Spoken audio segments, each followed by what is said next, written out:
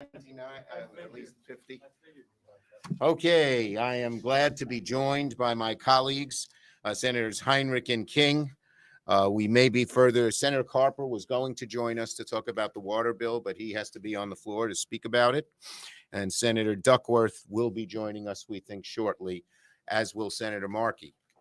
And there he is. Okay. So if after one of the most difficult years in recent memory, the first 100 days of the Biden presidency and the new Senate Democratic majority has seen the country turn a corner. Slowly but surely, we are proving to the American people that government and the Senate can work for them. And we're seeing shots in people, vaccines in people's arms. We're seeing money in their pockets. We're seeing small businesses and restaurants open up. We have begun in a very good way. And this week is no exception. We have a lot to do by the end of the week. We'll confirm several more highly qualified nominees to the executive branch. Our Senate committees will continue holding hearings and markups on at least a dozen other nominees. The Senate will also consider two important bipartisan environmental infrastructure policies this week. First, and Senator Carper couldn't be here to talk about it, but he's done a great job along with Ranking Member Capito and Senators Duckworth, who I think will be here, and Cardin. And we'll take up the Drinking Water and Wastewater Infrastructure Act of 2021. It passed through EPW with unanimous support. And what's very interesting about it and bodes well for some bipartisanship in Build Back Better, the plan that the Republican senators sent to the president has almost the exact language that we are voting on the floor. So that's a good thing. We have both sides of the aisle have an opportunity to do amendments, just as we did with the anti-hate crimes bill. On a topic as straightforward as this, I hope our Republican colleagues will cooperate so that we can move the bill quickly. We don't need a lot of killer amendments, gotcha amendments, things not relevant to the bill, things just to delay. It's going to pass, and we want to get it done this week. Second, the second bill is a major, major victory for those of us who want to deal with global warming in a very strong way. And that is a vote on the methane CRA. The three folks here surrounding me, Senators Heinrich, King, and Markey, have worked very hard on this, and they'll talk more about it. But it is very important. I want to be clear. The methane CRA is a big deal. The rate not only drew the rule rather not only drew cheers from the environmental community, but also has the support of industry as well. It's going to help us address the climate crisis in a major way. Methane warms the atmosphere 86 times more than a ton. A ton of methane absorbs 86% more oxygen than a ton of carbon dioxide. The Senate will send a decisive message by reimposing these common sense rules to reduce methane emissions. Last week, President Biden set an ambitious goal for the U.S. to cut greenhouse gas emissions in half by the end of the decade. This is the first of many steps, many important steps the Senate will take to achieve that goal. Senator Heinrich. Thank you, Leader Schumer. Why is this such a big deal? As he said, methane is 86 times more potent than CO2, but it doesn't stick around that long in the atmosphere. So if we do this, if we stop venting, if we stop flaring, if we stop leaking at the wellhead, if we stop leaking in the pipelines that connect the rest of the country, we can have an enormous impact on how much our atmosphere warms. And it was pretty instructive to me to look at the modeling and to see that between hydrofluorocarbons that Senator Carper led the charge on earlier this year, and methane leakage, we can take a huge chunk out of the global warming budget for the next few years. So this is an enormous opportunity. If you're in industry, this is an opportunity to keep more of your product and sell more of your product. This is absolutely common sense. And my hope is it would be broadly bipartisan. Because when you have so many of the world's major oil and gas producers on the same side as the entire environmental community, you would think this would be a no-brainer. Senator King. Controlling methane is the low-hanging fruit of combating climate change. It is the simplest, most direct, most cost-effective way that we can combat climate change, not 10 years from now, 15 years from now, or even 5 years from now. Now, with this passage of the CRA tomorrow, which would repeal the repeal, we will have a significant regulatory regime on the release of methane into the atmosphere from drilling and from pipelines. As Senator Heinrich mentioned, this is supported by many in the industry, not all, but many. For the simple reason, A, they think it's effective, and two, it is cost effective. This is not a high cost option.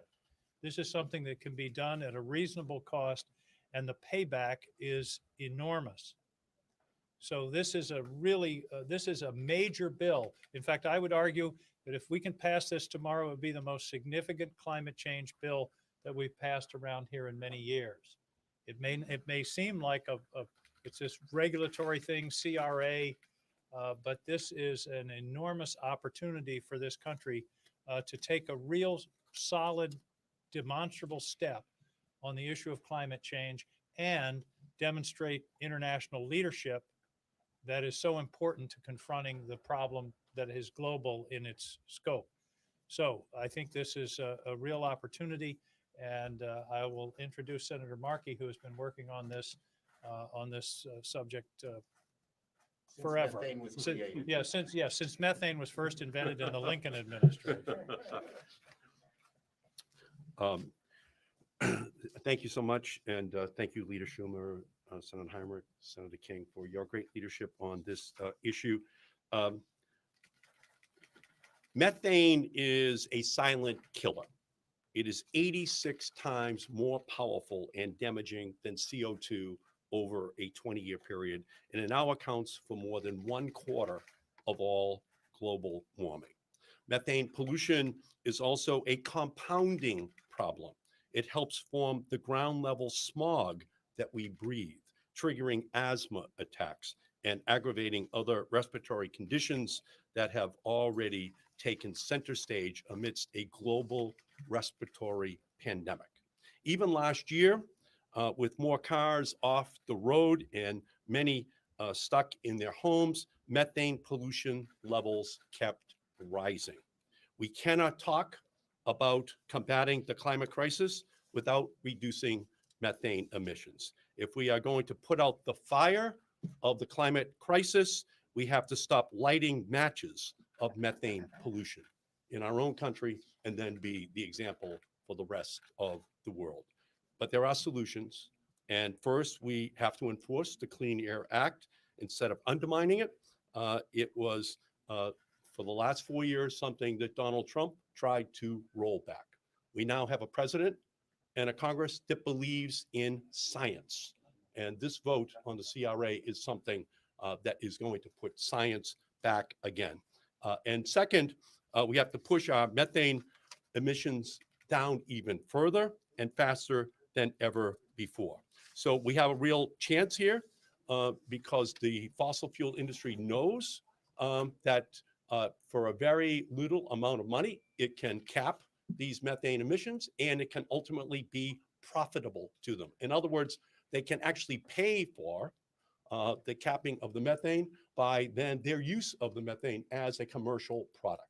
And they know it, and we have an excellent chance here to win this CRA. And I can't thank our leaders here for all the work that they have done. Okay, we'll take some questions. Yes. This week, the president is laying out another economic plan, the family plan. I'm just trying to get a sense of what's your vision for processing this? Are you going to do this all this year in addition to the infrastructure and other proposals? Look, we want to get as big and bold action as we can get, and we'll wait for the president to lay out his plan. But we want to get, as I said, this country is demanding. The average American needs to feel that they have a really bright and sunny future, something they haven't felt in a while. And as big a bold a plan as we can get, we're going to get. Senator Schumer, your Endless Frontier Act was pulled from a Congress committee markup yesterday, or set tomorrow, after more than 200 amendments were added to the bill. Do you have a sense of which pieces of the legislation your colleagues want to change or have concerns? There's lots of amendments. This is a broad, comprehensive bill, and it's brand new.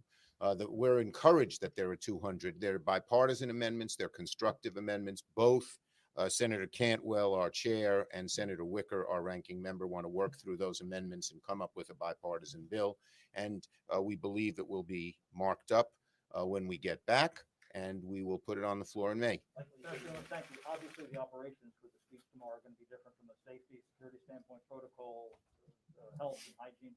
Have they talked to senators at all as to whether or not they will have to pass through the magnetometers to get into the House chamber or wear masks? I'll have to get you the details on that. They've not There- advised you. of that. Well, I have been informed of all the security that is being there. I feel very safe being there. I've told my colleagues that, and they're doing they're doing a very good job.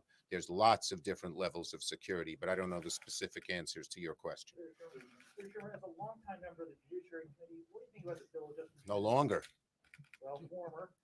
What do you think about the bill just introduced by Senator Markey to expand the Supreme Court? Do you have any thoughts on it? Are you open to it? Look, the bottom line is that I am waiting to hear what President Biden's commission says about the Supreme Court, and they're going to look at many different aspects. A little more than a month ago, you vowed that you would put guns legislation on the floor, background checks legislation on the floor. I'm just wondering if you have any update on Senator Yes. Murphy's effort there. Yes, I do. At some point, you just have to say, we're going to vote whether you're with us or not. Yep, Senator Murphy is making good progress talking and trying to get some Republican support for that bill.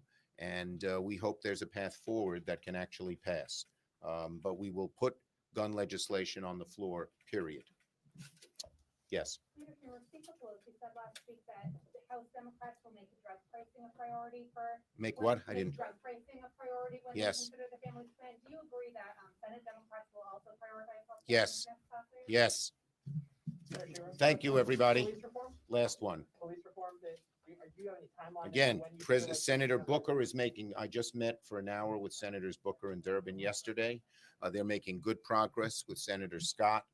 This is a serious problem. We need strong legislation, and we're hopeful that the Booker Scott negotiations can produce just that. They're making good progress.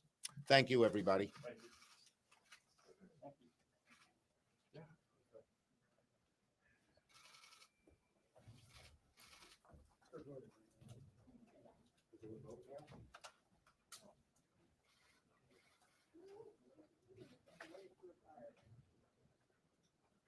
Thank you, Scott.